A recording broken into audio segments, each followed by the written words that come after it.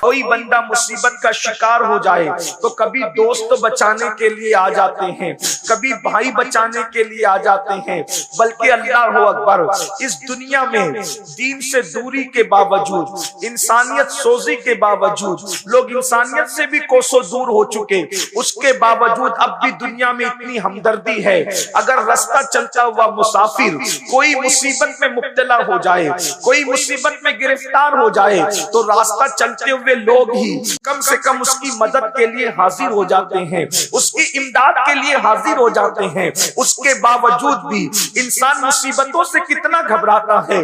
کوئی نہیں چاہتا کہ مجھ پر مصیبت آئے، کوئی نہیں چاہتا کہ مجھ پر بلائیں آئے، کوئی نہیں چاہتا کہ میں پریشان ہو جاؤں، اور اللہ سے دعا کرتا ہوں اللہ اکبر دور نزدیک سے آنے والوں، اللہ ذکر رسول کی محفل کے صدقے ہمیں اور آپ کو ہر مصیبت سے بچا لے، ہر تکلیف سے بچا لے، ہر بلا سے بچا لے۔ لیکن اللہ اکبر اب ذرا توجہ فرمائیں، جب دنیا کی مصیبتوں میں کبھی دوست مدد کرتا ہے، کبھی ماں مدد کرتی ہے، کبھی باپ مدد کرتا ہے، کبھی بھائی مدد کرتا ہے، کبھی بیٹے مدد کرتے ہیں، کبھی بیوی مدد کرتی ہے، کوئی نہ کوئی مدد کے لیے آ جاتا ہے، تو بھی دنیا کی مصیبتیں کتنی تکلیف دہ ہیں۔ مثال کے طور پر اللہ نہ کرے اگر کسی کی کمر میں درد شروع ہو جائے تو کیا وہ بیٹھ سکتا ہے؟ نہیں بیٹھ سکتا۔ سر میں درد ہونے لگے تو انسان تڑپنے لگتا ہے۔ اللہ نہ کرے بچھو کاٹ لے تو انسان تڑپنے لگتا ہے۔ اللہ نہ کرے سانپ ڈس لے تو انسان بلبلانے لگتا ہے۔ یہ دنیا کی مصیبتیں ہیں، لیکن اس کا جو ہے وہ علاج بھی ہے۔ انجیکشن لگا دو درد چلا جائے گا، دوا دے دو تکلیف دور ہو جائے گی۔ لیکن اب آئیے میرے آقا صلی اللہ علیہ وآلہ وسلم کے دیوانوں، آخرت کی مصیبت کیا ہے؟ آخرت کی مصیبت کو عذاب الہی کہتے ہیں، اللہ کا عذاب کہتے ہیں، اللہ کی پکڑ کہتے ہیں۔ اور اللہ اکبر اللہ کا عذاب جو آخرت میں تیار کیا گیا ہے، کن کے لیے تیار کیا گیا ہے؟ قرآن کہتا ہے ان الفجار لفی جحیم، جو اللہ کے نافرمان ہے، فاسق و فاجر لوگ ہیں، اللہ نے ان کے لیے جہنم تیار کر رکھا ہے۔ اور اللہ اکبر یہ جہنم کیا ہے؟ اللہ کے رسول صلی اللہ علیہ وآلہ وسلم نے ارشاد فرمایا کہ جہنم کے اندر آگ ہے، اور اس آگ میں روشنی نہیں ہے، اس کے اندر اگر پہاڑوں کو ڈال دیا جائے تو پہاڑ بھی پگھل جائیں۔ تھوڑی دیر کے لیے تصور کریں، یہ کسی خطیب کی گفتگو نہیں، یہ کسی ادیب کے ادبی جواہر پارے نہیں، یہ کسی مقرر کی تقریر کی جولانیاں نہیں، بلکہ یہ اس رسول کا فرمان ہے جس کے کہنے پر ہم نے اللہ کو ایک مانا ہے۔ یہ اس رسول کا فرمان ہے جس کے کہنے پر ہم نے قرآن کو اللہ کی کتاب مانا ہے۔ تھوڑا تصور کرو، اندازہ کرو میرے بھائیوں اور بہنیں موجود ہیں تو ان کی بھی توجہ۔ اللہ اکبر جس جہنم کے اندر پہاڑ بھی پگھل جائیں، پتھر نہیں بلکہ پتھروں کا مجموعہ، پتھروں سے بنے ہوئے پہاڑ بھی جس جہنم کے اندر پگھل جائیں گے، اس جہنم کے اندر میرا اور آپ کا کیا حال ہوگا؟ اللہ رب العزت سے دنیا کی مصیبتوں سے چھٹکارے کے لیے دعا مانگنے والوں، دنیا کی مصیبتوں سے ڈرنے والوں، ذرا تصور تو کرو، ذرا گمان تو کرو، جس میں پہاڑ پگھل جائیں گے اس میں انسان کی پوزیشن کیا ہوگی، انسان کی ہڈی اور چمڑی کا حال کیا ہوگا۔ اب آئیے ذرا ٹھنڈے دل کے ساتھ اللہ اکبر ایک حدیث پاک جو کئی احادیث کا مجموعہ ہے اس کو ذرا توجہ سے سن لیں اور میری گفتگو مکمل ہوگی۔ اللہ اکبر میرے اور آپ کی آقا مصطفیٰ جان رحمت صلی اللہ علیہ وآلہ وسلم جب معراج پر تشریف لے گئے، حضور علیہ السلام نے جب سفر معراج کیا، ہم معراج کا جشن مناتے ہیں، آپ نے بھی معراج النبی کے جلسوں میں شرکت کی ہوگی۔ وہ معراج کا سفر جس پہ براق پر بیٹھ کر آقا بیت المقدس تک گئے، پھر آسمانوں تک گئے، اس کے بعد جو وہ سدرہ پر گئے، اس کے بعد عرش پر گئے، اس کے بعد لامکہ پر گئے اور اللہ کا دیدار کیا۔ اللہ اکبر ہمارے آقا علیہ السلام نے ماتھے کی آنکھوں سے اللہ کا دیدار کیا اور ارشاد فرمایا انی رأیت ربی میں نے اپنے رب کو دیکھا. اللہ اکبر. خدا کو دیکھنے کے بعد اللہ پاک نے محبوب کو جنت کی سیر کرائی, اور جنت کی سیر کے بعد اللہ رب العزت نے جہنم کا مشاہدہ کرایا. مشاہدے کا مطلب علماء فرماتے ہیں محبوب کو جنت میں بٹھا کر جہنم دکھائی گئی.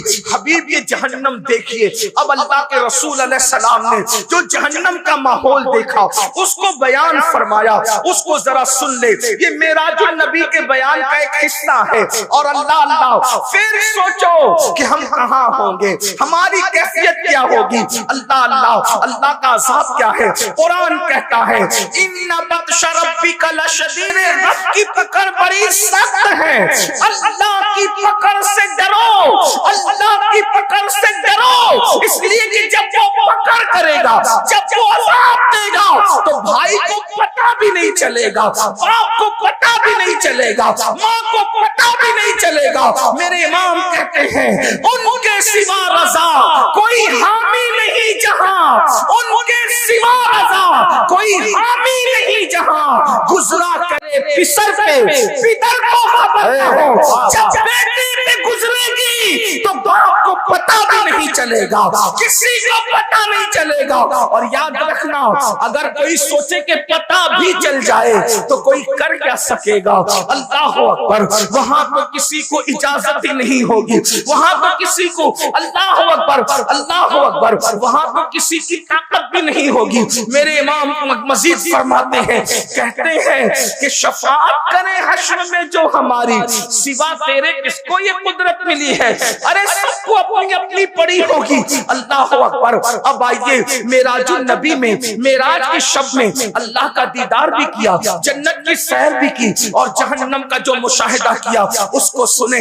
میرے اور آپ کی آقا و مولا خاتم النبیین قائد المرسلین سید العالمین فرماتے ہیں کہ جب میں نے, اے میرے صحابہ, آقا صحابہ کو بیان کر رہے ہیں, اے میرے صحابہ جب میں نے جہنم کا مشاہدہ کیا, آقا ارشاد فرماتے ہیں تو میں نے دیکھا ایک بندہ لیٹا ہوا ہے, جہنم کے اندر لیٹا ہوا ہے.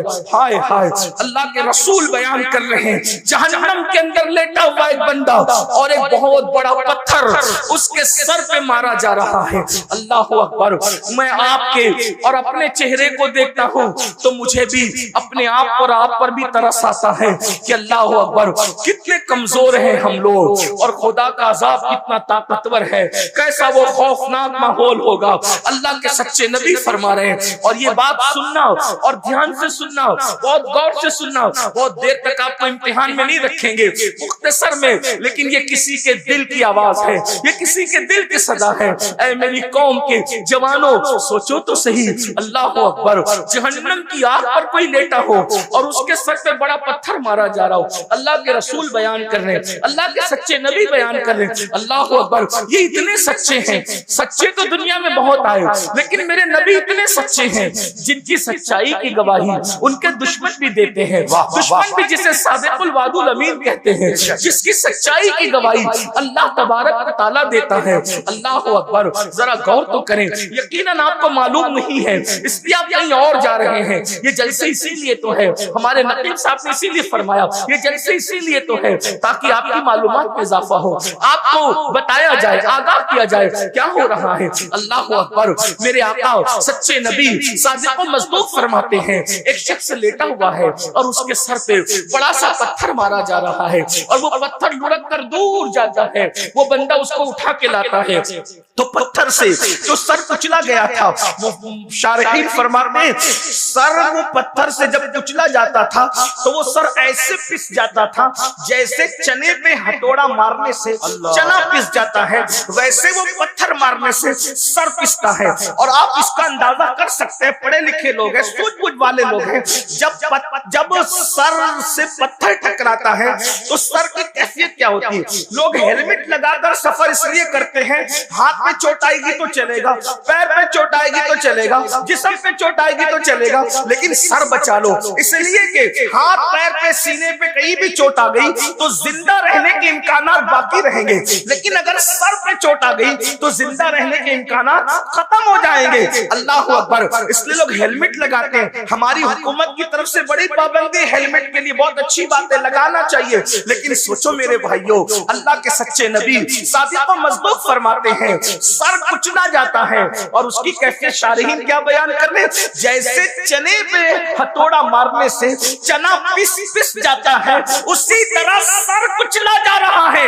اور اس کے بعد وہاں موت نہیں آنی ہے کسی کو, وہاں نہ جینے دیا جائے گا نہ مرنے دیا جائے گا.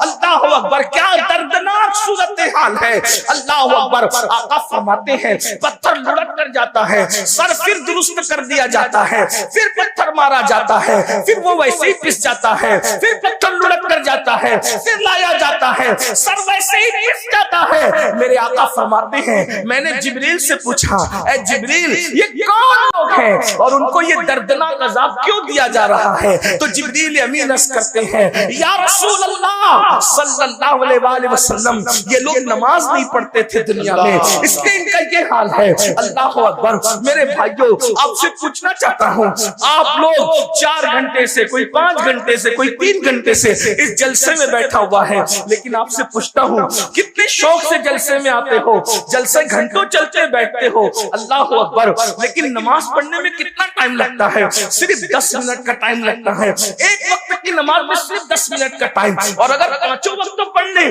تو صرف 50 منٹ کا ٹائم لگتا ہے. اب آپ مجھے بتائیں 50 منٹ نہ نکالنے والوں کتنے دردناک عذاب کی طرف تم جا رہے ہو, کتنے دردناک عذاب کو چیلنج کر رہے ہو, کتنے دردناک عذاب کو آواز دے رہے ہو. اور پھر سن لو, کوئی بچانے والا نہیں ہے, امام آواز دے رہے ہیں ان کے سوا رضا کوئی حامی نہیں جہاں. گزلا کرے پسر پہ, پسر کہتے ہیں بیٹے کو, گزلا کرے پسر پہ, پدر کو خبر نہ ہو, پدر کہتے ہیں باپ کو, باپ کو بھی خبر نہیں ہوگی. اور سن لو, بچانے والی ایک ذات ہے, وہ محمد الرسول اللہ کی ذات ہے. اب ان کی حدیث سنو, آقا ارشاد فرماتے ہیں کہ جس نے جان بوجھ کے نماز چھوڑ دی, قیامت کے دن اس کے ساتھ میرا کوئی وعدہ نہیں ہے. اللہ اکبر.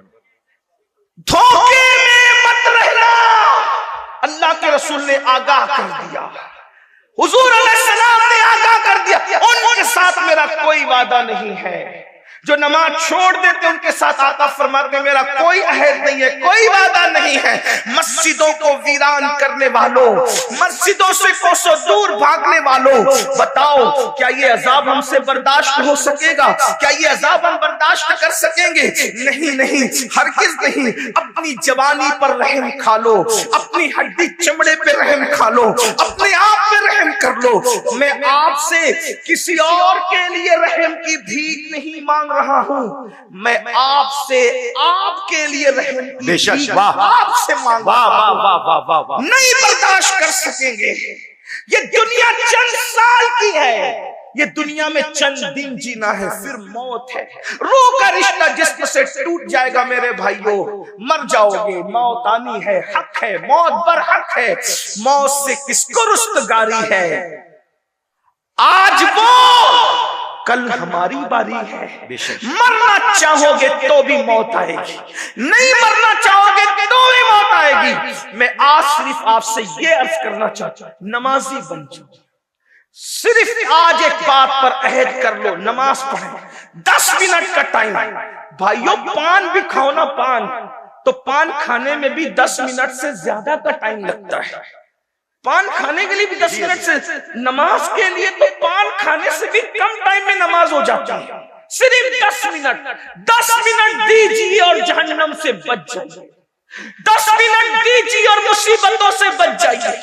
10 منٹ دیجیے اور اللہ کے عذاب سے بچ جائیے. یقین جانیے, جس دن تم مسجد کے قریب آؤ گے وہ دن دنیا کی خوشیوں کا دن بھی ہوگا اور آخرت میں نجات کا دن بھی ہوگا. اس لیے کہ میں اپنی طرف سے نہیں کہہ رہا ہوں, انسان کی فطرت ہے. جب انسان کو کہا جاتا ہے یہ کام کرو, یہ کام کرو, تو انسان پوچھتا ہے اس کام کا ریزلٹ کیا ہے, نتیجہ کیا ہے, یہی تو پوچھتا ہوں. قرآن کہتا ہے, اللہ اکبر, اسلام کہتا ہے کہ جب اذان ہوتی ہے تو کیا کہا جاتا ہے, حی علی الصلاۃ, آؤ نماز کی طرف. تو دماغ میں سکتا ہے. نماز پڑھیں گے تو کیا رزلٹ ملے گا, کیا ملے گا رزلٹ؟ تو فوراً مسجد کہتا ہے حی علی الفلاح. یہ بات مسجد ہی سے کہی جاتی ہے. نماز پڑھنا تمہارا کام ہے اور کامیابی عطا کرنا نماز جس کی پڑھی جا رہی ہے اس کا دل و جبار کی طرف ہے. جب تک مسلمان مسجد میں آ کر کے نماز پڑھتا رہے گا اس کو فلاح ملتی رہے گی, کامیابی ملتی رہے گی. مسلمانوں تم نے جنگوں میں نہیں چھوڑا, تم نے فاقے میں بھی نماز نہیں چھوڑا, تم نے مصیبتوں میں بھی نماز نہیں چھوڑا, تم نے دریاؤں کے سفر میں بھی نماز نہیں چھوڑا. تمہاری کیفیت یہ تھی 30 سالیں کبھی یورپ کے کلیساؤں میں اور افریقہ کے تبتیوں میں صحراؤں میں